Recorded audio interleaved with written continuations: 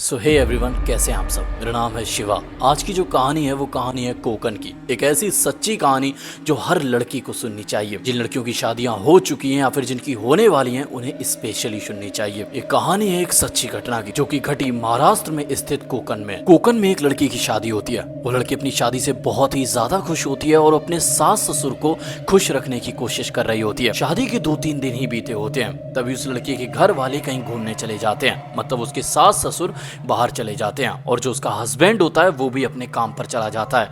वो घर में बहुत ही ज्यादा बोर हो रही थी क्योंकि उसकी आदत हमेशा से घूमने फिरने की रही। वो बंद बंद घर में नहीं रह सकती थी तो उसे वो खाली घर काटने को दौड़ रहा था। इस वजह से वो डिसाइड करती है कि वो अकेली उस घर से निकलेगी और थोड़ा सा बाहर टहल कर आएगी। इस लड़की का नाम रीमा होता है। रीमा की सासू माँ ने उससे मना किया था कि तुम अकेले घर से बिल्कुल भी मत निकलना, हम लोग जाएंगे और जल्दी आ जाएंगे। लेकिन उसकी सासू माँ को आने में देरी हो रही थी। अब ये घर पर अकेली परेशान हो रही थी तो ये डिसाइड करती है कि क्यों ना थोड़ा सा बाहर निकलकर घूम लिया जाए, थोड़ा चीजों को एक्सप्लोर किया जाए। तो ये अपने घर से बाहर निकलती है और घूमते घूमते थोड़ा सा दूर निकल जाती है। ये जहां पर पहुंचती है, ये चलते चलते जिस जगह पहुंची वहां पर एक आइसोलेटेड सा घर था। गांव से काफी दूर था और ये इतनी दूर ना जाने कैसे पैदल निकल गई। जब ये उस घर के करीब जाने लगी तो इसने देखा कि एक प्रेग्नेंट औरत उस घर में इधर उधर घूम रही है और उस प्रेग्नेंट औरत ने इसे देख लिया और वो उसे अपने पास बुला रही है।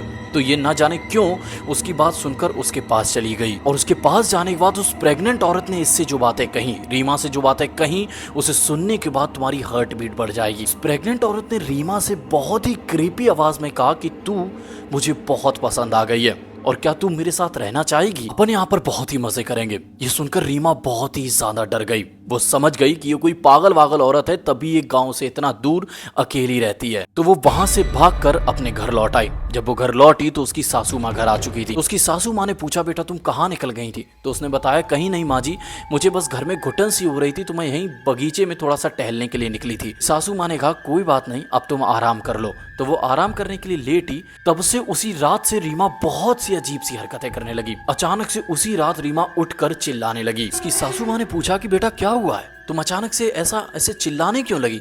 तो उसने कहा, माँ मैंने शायद कोई डरावना सपना देख लिया होगा। तो रीमा की सासू माँ ने कहा, आज तुम मेरे साथ सो जाओ। तो जब अगले दिन वो सोकर उठी तो उसके पूरे बदन पर खरोचने के निशान थे। ऐसा लग रहा था किसी बड़े बड़े नाखून वाले लोगों ने उसके ऊपर वो नाखून मार दियो।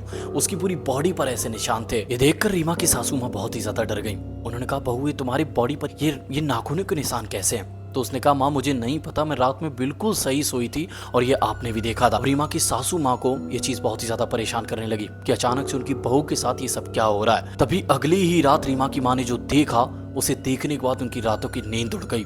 उन्होंने देखा कि रीमा देर रात उठकर फिर से चिल्लाने लगी। अपने पति के ऊपर बड़े बड़े नाखूनों से खरोंचे मारने लगी और सेम खरोंचे वो अपने शरीर पर भी मार रही थी। रीमा का पति इस चीज को बिल्कुल भी नहीं समझ पा रहा था कि वो आखिर ऐसा क्यों कर रही है। वो बिल्कुल भी अपने वश में नहीं थी। ऐसा लग रहा था कि उसके ऊपर किसी ने काबू कर रखा है। रीमा की आंखें खुली तो उसके शरीर में इतना तेजी से दर्द हुआ, वो चिल्ला चिल्ला कर रोने लगी कि माँ मेरे शरीर में दर्द हो रहा है, ऐसा लग रहा है कि मेरा शरीर किसी ने अंदर से तोड़ कर रख दिया हो। चीजें बहुत ही ज्यादा बढ़ने लगी और ये चीजें दिन पर दिन बढ़ती ही जा रही थी और ये सब देखकर रीमा बहुत ही ज्यादा घबरा गई। उन्होंने डिसाइड किया उनके आसपास के जो बाबा वगैरह रहते हैं उन्हें वो बुलाकर अपनी बहू को देख पाएंगी। उन्होंने एक बाबा से रिक्वेस्ट की कि आप घर आ जाइए और मेरी बहू को देखिए वो ऐसे ऐसे रिएक्ट कर रही है। तो बाबा ने कहा कि आज की रात मैं तुम्हारे घर आऊंगा और मैं लाइव देखना चाहता हूँ कि वो ये सब क्या कर रही है। तो रीमा की सासू माँ ने पंडित जी की इस बात को मान लिया और पंडित जी को रात में अपने घर पर बुलाया। तो जब उनकी बहू सो रही थी अचानक से सेम चीज फिर से रिपीट हुई और इस बार कुछ मामला अलग था। इस बार रीमा उठकर अपने सिर को दीवार में मार रही थी, बहुत ही तेजी से मार रही थी और वो पागल सी हो गई थी, उसकी पूरी बॉडी अकड़ गई थी। तो जब इस चीज को उस पंडित जी ने देखा तो उन्होंने रीमा को फिर से काबू में किया। उन्होंने रीमा के सिर पर भभूति वगैरह लगाई और उसे एक जगह पर बिठाला और तब उन्होंने जो रीमा की सासू माँ को बताया उसे सुनने के बाद तुम्हारे रोंगटे खड़े हो जाएंगे। उन्होंने बताया कि तुम्हारी बहू के अंदर एक प्रेग्नेंट औरत की आत्मा है। इस सुनने के बाद रीमा बहुत ही ज्यादा परेशान हो गई और तब उसने डिसाइड किया उस दिन का वो सच रीमा अपनी माँ को ज़रूर बताएगी। और रीमा ने अपनी सासू माँ को बताया कि वो जो दूर गांव से घर बना हुआ है वो वहाँ पर गई थी और वहाँ पर उसे एक प्रेग्नेंट औरत दिखाई दी। ये सुनने के बाद पूरे के पूरे गांव में सनसनी फैल गई और वो पंडित भी बहुत ही ज़्यादा परेशान हो गए, क्योंकि उन्होंने कहा वो घर बहुत सालों से बंद है, उसके अंदर एक प्रेग्नेंट औरत घूमती रहती है और गाँव वालों ने उस साहे को अक्सर कर देखा है, इसीलिए गाँव वाले उस घर से बिल्कुल दूर रहते हैं। बेटा तुम्हें उस घर में बिल्कुल नहीं जाना चाहिए था। अब रीमा ये गलती कर तो बैठी थी, लेकिन इसके परिणाम क्या होने वाले थे ये रीमा को भी नहीं पता था। पंडित जी ने बताया कि इसके अंदर से उस प्रेग्नेंट आत्मा को निकालना पड़ेगा, उस प्रेग्नेंट औरत की आत्मा को निकालना पड़ेगा, लेकिन उस घर में निकालना पड़ेगा। आई नो ये सुनने में बहुत ही ज़्यादा फैंटेसी सा लग रहा है, लेकिन ये चीज़ें सच होती हैं। अब इस पर विश्वास करते हैं तो इसे मानिए, अगर नहीं करते तो बिल्कुल मत मानिए, इसे कहानी समझकर सुन लीजिएगा, लेकिन ये एकदम सच है। पंडित ने इसकी सासू माँ से कहा कि तुम इसे लेकर वहाँ पे उस घर पर चलो, मैं अपने कुछ पुजारियों को लेकर वहाँ पर पहुँचूँगा। तो वो अपने दोस्त, उनके साथ जो मित्र होंगे, उनके जो कार्यकर्ता होंगे, उन्हें लेकर उस घर में पहुँचे। वहाँ पर रीमा को बिठाला गया और रीमा से पूछा गया कि आखिर वो औरत तुमसे क्या कह रही थी। तब रीमा ने बताया कि वो मुझसे कह रही थी कि तू मेरे साथ चल, तू मुझे बहुत अच्छी लगने लगी है, हम लोग साथ मिलकर बहुत सारी मस्ती मजाक करेंगे, तू यहीं रुक जा, मेरे पास रुक जा। तो पंडित जी समझ गए कि वो प्रेग्नेंट औरत की आत्मा रीमा को अपने साथ ले जाना चाहती थी। एक यज्ञ किया, एक हवन किया जिसमें रीमा को बिठाला गया। उन्होंने उस आत्मा से रिक्वेस्ट की कि तू बाहर आ जा, कि तुम्हें जो चाहिए मैं तुम्हारे लिए करके दूंगा, तुम्हारी आत्मा की मुक्ति के लिए हम प्रार्थना करेंगे, तुम इसके शरीर को छोड़ दो, इसके सबको छोड़ो। उन्होंने तंत्र मंत्र विद्याएं लगाई, तब जाकर उस प्रेग्नेंट औरत ने रीमा के शरीर को छोड़ा। लेकिन यहाँ पर चीज़ें इतनी ज़्यादा बिगड़ गईं जो आप सोच भी नहीं सकते थे। पता है क्या बिगड़ गईं? आगे बता रहा हूँ। जब उस आत्मा ने इसके शरीर को छोड़ा तो वो इतनी ज़्यादा खफा हो गई, इतनी ज़्यादा गुस्सा थी, उसके शरीर को छोड़ना नहीं चाहती थी, वो इसके शरीर में रहना चाहती थी। वो कहती थी वो रीमा को अपने साथ ले जाना चाहती है, वो उसे बहुत ही पसंद करती है। लेकिन पंडित जी ने उस आत्मा को वहीं निकाल कर उसी घर में छोड़ दिया। अब यहाँ पर डराने वाली चीज़ जो रीमा के साथ हुई वो ये हुई, पता चला काफ़ी टाइम बीतने के बाद पता चला कि रीमा कभी भी माँ नहीं बन सकती। ये सुनने के बाद रीमा बिलक बिलक कर रोने लगी, बहुत ही ज़्यादा परेशान हो गई।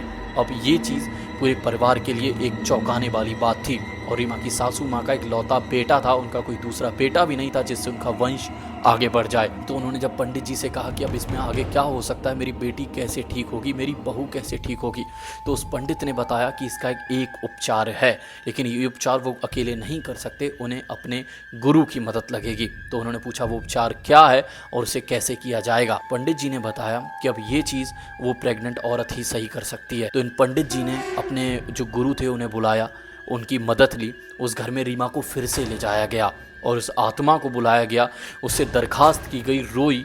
उस आत्मा के सामने रीमा खुद बिलक बिलक कर रोई कि मुझे मेरी कोख भर दो, मेरी कोख से जो तुमने छीना है मुझे वापस कर दो, वरना मैं आत्महत्या कर लूँगी। और यही चीज़ वो आत्मा चाहती थी, लेकिन न जाने क्यों और न जाने कैसे वो इस चीज़ से बहुत ही ज़्यादा, मतलब बताते हैं कि पूजा पाठ से वो मान गई।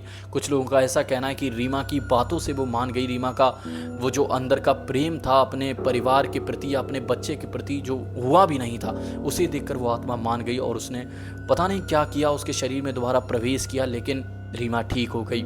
और अगले ही साल रीमा प्रेग्नेंट हुई और उसकी एक बहुत ही प्यारी बच्ची हुई। दोस्तों, अब जो लोग इन चीज़ों पर बिलीव नहीं करते हैं, आई नो अभी भी आप नहीं करेंगे, लेकिन ये कहानी सुनने के बाद सच में मेरे रोंगटे खड़े हो गए। आज भी वो घर वहाँ पर है और आज भी ऐसा दावा किया जाता है कि गांव के लोग उस प्रेग्नेंट औरत को देखते हैं। वो औरत आज भी उस घर के चबूतरे पर दौड़ती दिखाई देती है। वो दीवारें इस बात की गवाही देती हैं कि वो औरत उस घर में है। तो इन चीज़ों पर बिलीव करता हूँ। मैं चाहता हूँ अब ऐसी चीज़ों से सतर्क रहें। जो भी खंडर बिल्डिंग्स हैं, मस्ती मजाक में वहाँ पर मत जाएं। कोई ऐसा दूर दराज मकान बना हो वहाँ पर मत जाएं। ये चीज़ें बहुत ही ज़्यादा डेंजरस होती हैं। कोई मदद के लिए आगे नहीं आता, कितना कुछ खोना पड़ता आप सोच भी नहीं सकते। चलिए इस वीडियो को अपन एंड करते हैं। अगर आपको वीडियो अच्छी लगी हो चैनल को सब्सक्राइब करना, और भी ऐसी अगर आप स्टोरीज सुनना चाहते हो तो मुझे ज़रूर कमेंट में बताना। रेगुलर आपके लिए वीडियोस आती रहेंगी, बस आपका प्यार चाहिए, प्यार देते रहिए।